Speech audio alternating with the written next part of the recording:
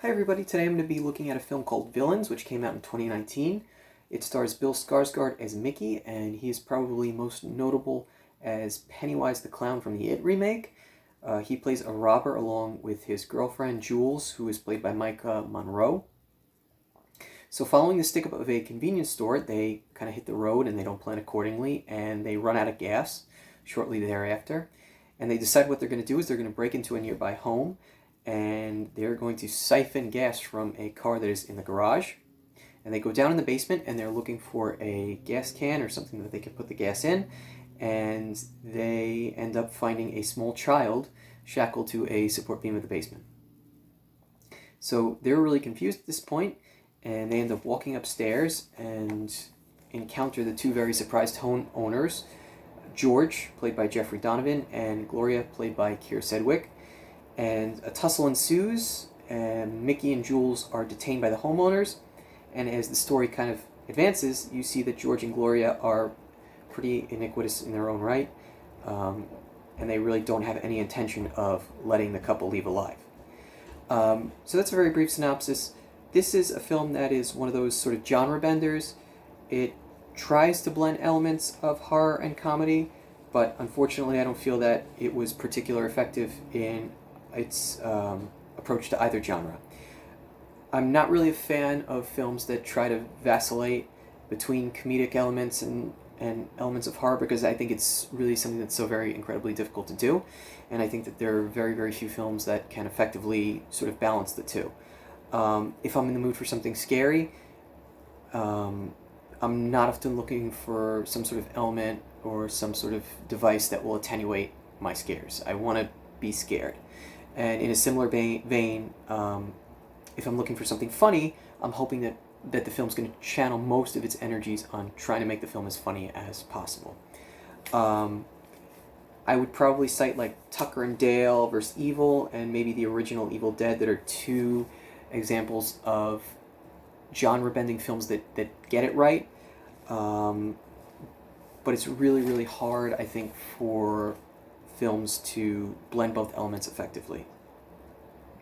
And I think that those two examples that I just cited are certainly in the minority. So I didn't like this film overall. Primarily the issue that I had is with the characters.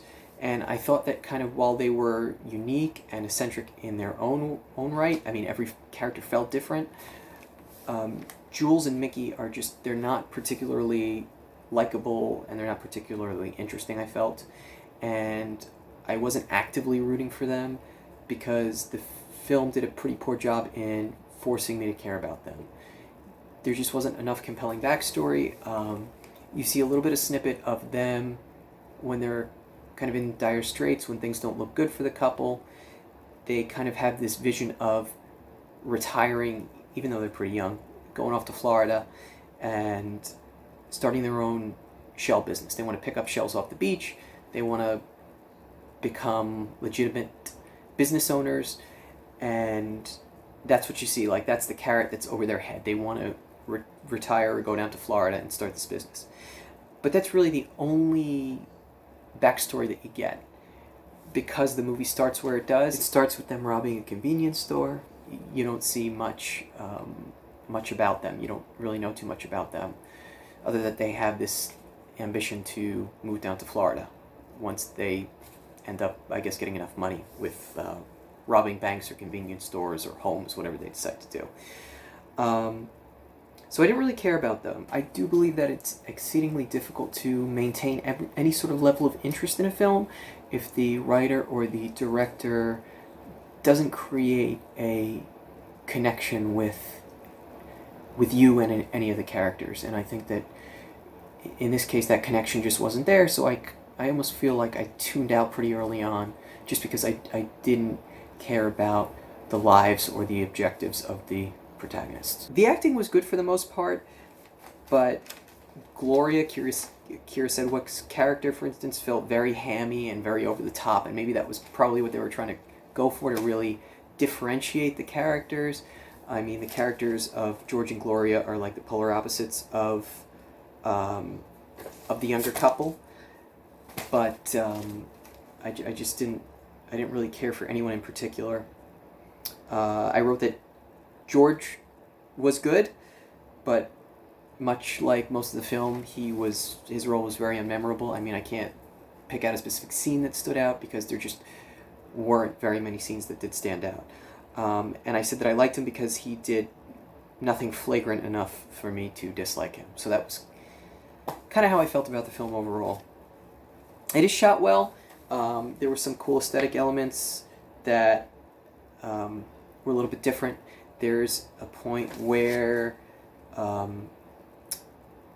Jules kind of playfully straddles Mickey, and her hair kind of falls down on Mickey, and there's this really cool camera shot that you see from Mickey's perspective. And I mean, the border of the screen is basically her hair, but it's a really, compositionally, it's really intriguing how the shot is framed, that you kind of see the strands of hair, which really isn't hair, but that's just the way they made it look. You see kind of the strands of hair fall around his face, and at least compositionally that was kind of an interesting technique, so that I liked. There is also a pretty cool vibrancy to George and Gloria's home. They're these really backwards characters, so they almost present themselves as though they're trapped in the 1960s. So a lot of the stylistic elements, the appointments, the couches, the TVs, they look like they're from the 1960s and 1970s. So it feels almost like a time warp in that sense.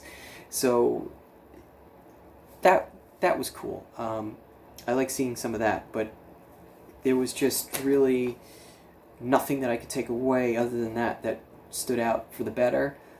This is not a film that I would recommend, and I really just don't, unfortunately, have a lot of positive things to say. But again, one of the cool features that I was finding when I went on Hoopla is that you can sort by not only dates that the movie was added, so I sorted by recent dates, but you can also sort by popularity. So this was a film that actually, I guess, had generated some popularity on the site.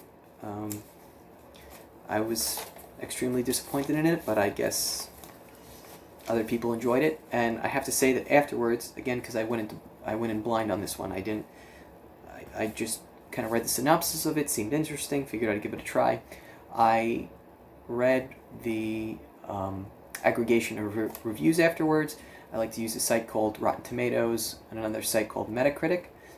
That kind of combines what everyone has to say, and it gives them basically a uniform score as to what the consensus says about the film.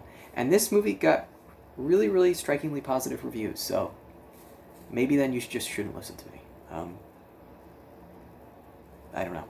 Maybe then you do want to give it a shot, but it's not something that I would recommend seeing, really, for any reason at all. So that's my review for this week. Thank you for watching. Enjoy it if you're going to risk watching it. There's really nothing to write home about, but thanks for watching anyway. Take care.